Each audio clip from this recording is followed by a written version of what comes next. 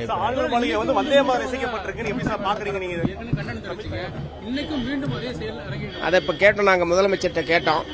இந்த வந்தே மாதரம், அப்புறம் தேசிய கீதம், அதற்கப்புறம் தமிழ் தாய் வாழ்த்து என்பது சம்பந்தமாக இப்ப முதலமைச்சர்கிட்ட கேட்டோம்.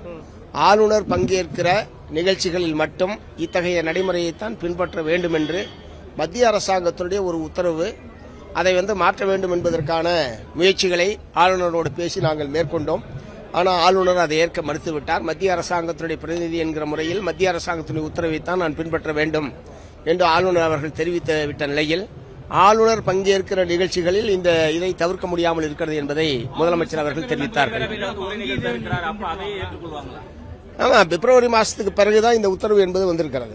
அங்கே ஏற்றுக்குவாங்களா இல்லையான்னு தெரியல. முதலமைச்சர் அவர்கள் எங்களிடத்தில் தெரிவித்தது ஆளுநர் பங்கேற்கக்கூடிய நிகழ்ச்சிகளில் இந்த வரிசை அடிப்படையில் தான் என்று அவர்கள் ஏற்கனவே மத்திய அரசாங்கத்தின் உத்தரவு அப்படி இருக்கிற காரணத்தினால் அதை மாற்ற முடியாது என்று ஆளுநர் தெரிவிக்கிறார்.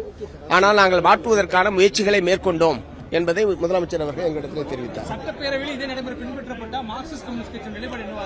அது பார்ப்போம், அப்போ பார்ப்போம்.